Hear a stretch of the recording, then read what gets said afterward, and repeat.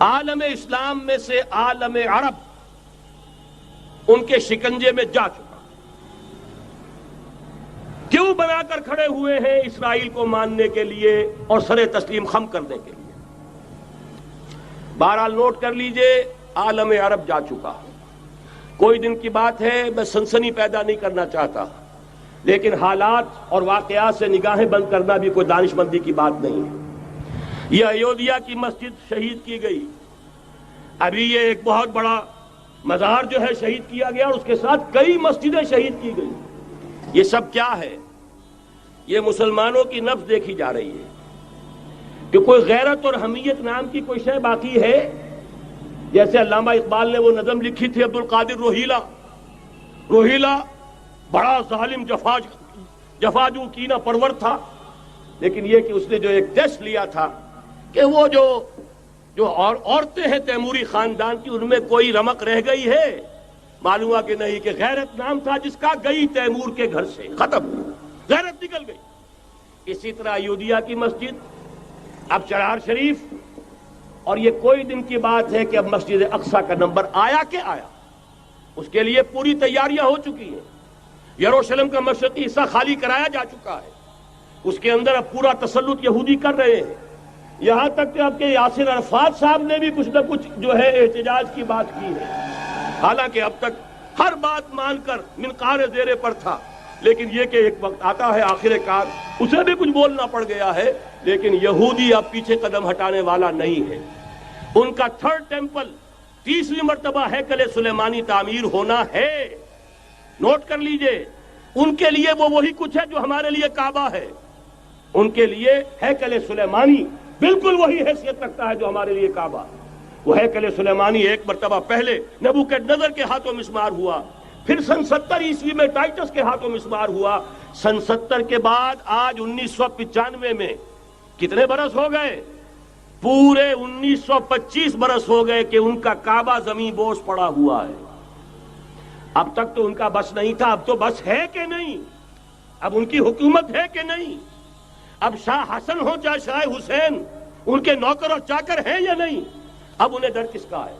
لہذا کوئی دن کی بات ہے مسجد اقصیٰ شہید ہوگی اور ٹیمپل کی تعمیر شروع ہوگی. یہ تو بہرحال ایک نقشہ ہے. اگلا نقشہ آپ کو بتانا چاہتا ہوں، ایک دوسری تصویر ہے. یہ تصویر ہے زمینی، ایک تصویر ہے آسمانی. وَمَكَرُوا وَمَكَرَ اللَّهُ وَاللَّهُ خَيْرُ الْمَاكِرِينَ. انہوں نے اپنی سی تدبیریں کی، اللہ نے اپنی تدبیر کی، اور ظاہر بات ہے اللہ کی تدبیر سے بہتر تدبیر کس کی ہوگی؟ چنانچہ یہودیوں کی سازشیں اس وقت بھی ناکام ہوئی تھی یا نہیں؟ ظاہر بات ہے جاء الحق وزهق الباطل ان الباطل کان زهوقا.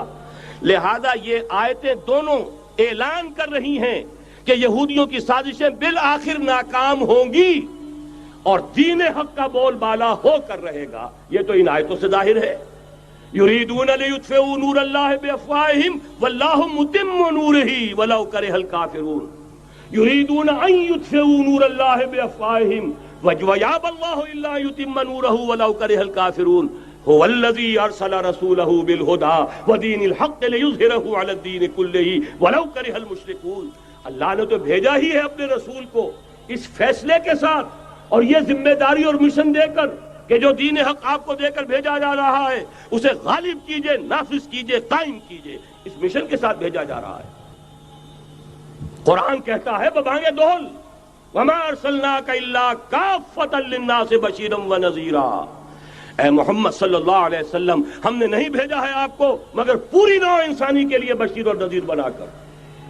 تو جان لیجئے کہ یہ مقصد بعثت محمدی صلی اللہ علیہ وسلم بتمام و کمال اس وقت پورا ہوگا جب کل عالم انسانیت پر، کل روئے ارضی پر اللہ کا دین اسی طرح غالب ہو جائے گا جس طرح کہ محمد رسول اللہ والذین معہ صلی اللہ علیہ وسلم ورضی اللہ تعالی عنہم اجمعین، ان کے ہاتھوں سے، ان کے ایثار سے، ان کی قربانیوں سے، جن کا نقشہ آپ کے سامنے مولانا کھینچ چکے ہیں، ان کے اثار، ان کی قربانیاں، ان کی محنت، ان کی جفا کشی، ان کی سرفروشی، ان کے جان تن من دھن لگا دینے کے نتیجے میں جیسے اس وقت غالب ہوا تھا کل روئے ارضی پر غالب ہوگا، تب کہیں جا کر مقصد بعثت محمدی مکمل ہوگا. یہی وجہ ہے اقبال نے کہا تھا وقت فرصت ہے کہاں، کام ابھی باقی ہے، نور توحید کا اتمام ابھی باقی ہے۔ لیکن ساتھ ہی خوشخبری بھی دی تھی، یہ چمن معمور ہوگا نغمہ توحید سے، آئے گا وہ دور، یہ چمن معمور ہوگا نغمہ توحید سے، لازماً آ کر رہے گا۔